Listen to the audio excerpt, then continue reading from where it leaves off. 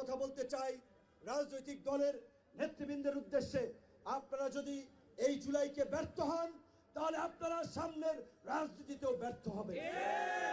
আপনাদেরকে বুঝতে হবে, আপনাদেরকে বুঝতে হবে।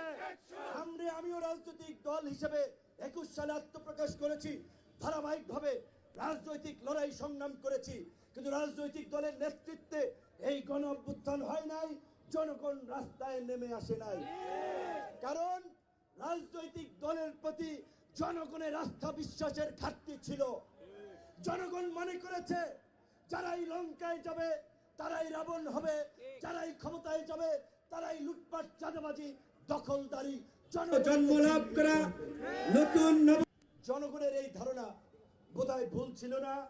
5ই আগস্টের পরে সেইটা প্রমাণিত। এই 5ই আগস্টের পরে আমরা যারা গণ অভ্যুত্থানের অংশীজন দাবি করি তাদের চেহারা আওয়ামী লীগের মতো দিন দিন হয়ে যাচ্ছে। বিভিন্ন মার্কেট সমিতি, দোকান থেকে চাঁদা, আরেকজনের জায়গা দখল, ফ্ল্যাট দখল, গেট দখল, পুকুর দখল, এই দখলবাজি ছাত্ররা করছে না, নিরীহ জনগণ করছে না। রাজনৈতিক দলের যাদের বেশি শক্তি আছে আমরাই করছি। কিন্তু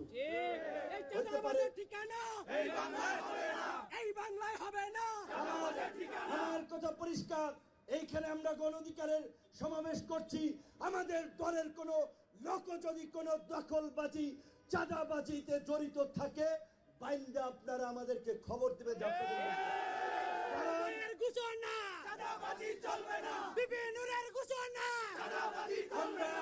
আমরা আমাদের কর্মীদেরকে চাঁদাবাজি, দখলবাজি, জনগণের অত্যাচার, নির্যাতন, লুটপাট করার শিক্ষা দেই নাই, আমরা দেব না।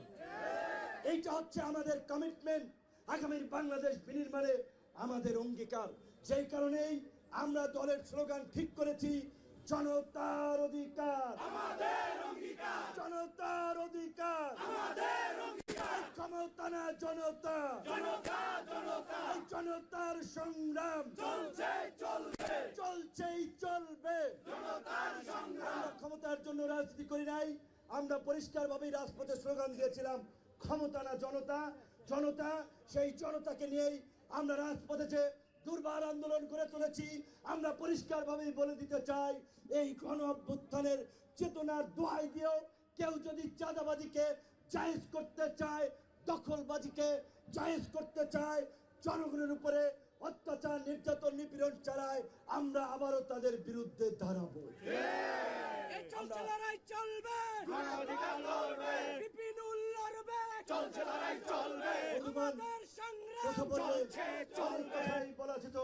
সর্বশেষ কথা বলবো, রাজনৈতিক নেতৃবৃন্দ, সরকার এবং জাতীয় ঐক্যমত্য কমিশনের উদ্দেশ্যে, আপনারা জানেন 2000 ছাত্র, যুবক, পথ শিশু, সাধারণ মানুষ, বাসের ড্রাইভার, ফুটপাতের হকার জীবন দিয়েছে, কাউকে এমপি মন্ত্রী বানানোর জন্য জীবন দেয় নাই। তারা তাদের স্বপ্নের পরিবর্তনের নতুন বাংলাদেশ বিনির্মাণ করার জন্য জীবন দিয়েছিল। কাজেই তাদের সেই রক্তের শপথ আমরা আগামীতে তরুণদেরকে নিয়ে, এই অভ্যুত্থানের জনতাকে নিয়ে আমরা নতুন বাংলাদেশ বিনির্মাণ করব। তাই আমরা মনে করি এই অভ্যুত্থানের পূর্বে আন্দোলনের যে পরিষ্কার ঘোষণা ছিল, ফ্যাসিবাদী রাষ্ট্র কাঠামোর বিলোপ এবং নতুন রাজনৈতিক বন্দোবস্ত, শাসনতন্ত্রের মৌলিক পরিবর্তনের জন্য আমরা মনে করি আনুপাতিক হারে নির্বাচন একটি উত্তম পদ্ধতি। যারা পিয়ার বোঝে না তাদের রাজনীতি করার দরকার নাই, ঘুমান আপনারা। যারা বোঝে তারা রাজনীতি করবে। পিয়ার হচ্ছে প্রপোর্শনাল রিপ্রেজেন্টেটিভ সিস্টেম, যাকে বলে সংক্ষেপে পিয়ার বা বাংলায় সংখ্যানুপাতিক পদ্ধতি। এইখানে আমরা বলছি, যদি বিদ্যমান পদ্ধতিতে নির্বাচন হয়, নির্বাচন হতে হবে আনুপাতিক হারে নির্বাচন। অর্থাৎ গণ অধিকার পরিষদ যদি সারা দেশ মিলে 20% ভোট পায়, তাদের 20 জন, আপনার 300 জন যদি সংসদ সদস্য হয়, তাহলে 3 দ্বিগুণে 60, 60 জন, 3 বিশে 60, 60 জন প্রতিনিধি সংসদে থাকবে। যদি বিএনপি ধরেন 50% ভোট পায়, তাদের 3×50 150 সিট সংসদে থাকবে। এইটা হচ্ছে একইভাবে অন্যান্য দল যদি বিদ্যমান পদ্ধতিতে সিস্টেম হয়, ঐক্যমত হয়, জাতীয় ঐক্যমত কমিশনের আলোচনা হচ্ছে আমাদের বিদ্যমান সংসদের পদ্ধতি পরিবর্তন হবে। কি পরিবর্তন হবে? দ্বিকক্ষ বিশিষ্ট সংসদ হবে। সংসদের উচ্চ কক্ষ থাকবে, নিম্ন কক্ষ থাকবে। নিম্ন কক্ষে 400 সিট থাকবে, উচ্চ কক্ষে 100 সিট থাকবে। নিম্ন কক্ষে বর্তমান পদ্ধতিতে নির্বাচন হবে, উচ্চ কক্ষে পিআর বা সংখ্যানুপাতিক হারে নির্বাচন হবে। আমরা বলেছি আমরা পুরোটা পিআর পদ্ধতিতে দাবি করেছি।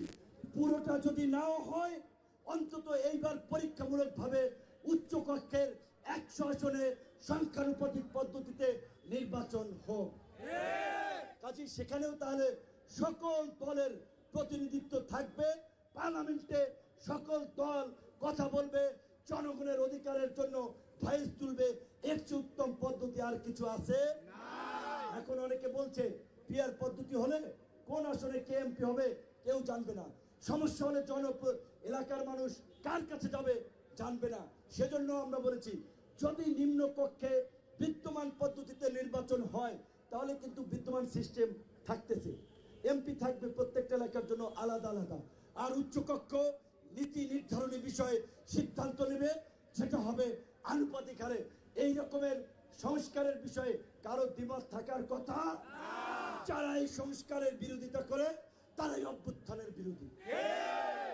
আমরা বলেছি জনপ্রশাসন পুলিশ ব্যবস্থাকে ঢেলে সাজাতে হবে। এই পুলিশ ভাইরা দাঁড়িয়ে আছে, তারা পারুক বা না পারুক আমাদের নিরাপত্তার জন্য, প্রোগ্রামের শৃঙ্খলার জন্য দাঁড়াইছে।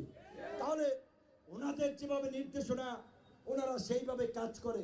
যখন যেই সরকার যেভাবে ব্যবহার করেছে জনগণের বিরুদ্ধে তারা ব্যবহৃত হয়েছে, তাদের তো কোনো দোষ নাই। দোষ হচ্ছে ওই জনগণের ভোট নিয়ে, ভোট ছাড়া ক্ষমতায় গিয়ে যারা স্বৈরাচার ফ্যাসিস্ট হয়ে রাষ্ট্রযন্ত্রকে দলীয়করণ করে নিজের অঙ্গ সংগঠনের মতো ব্যবহার করে, দোষ হচ্ছে তাদের। দোষ ছিল হাসিনার, দোষ ছিল আওয়ামী লীগের, বিচার তাদের হবে। অবশ্যই হাসিনার প্রশাসনে সব পুলিশ হারুন বেনজিরদের মতো ছিল না। যারা হারুন বেনজিরদের মতো ছিল আমরা সেই সমস্ত সদস্যদের বিচার চাই। একই সাথে পুলিশ কিংবা জনপ্রশাসনকে ভবিষ্যতে যেন কেউ ব্যবহার করতে না পারে সেই জন্য আমরা পুলিশ এবং জনপ্রশাসনকে সংস্কারের দাবি জানিয়েছি, কিন্তু এখন পর্যন্ত এই ধরনের সংস্কার হয় নাই।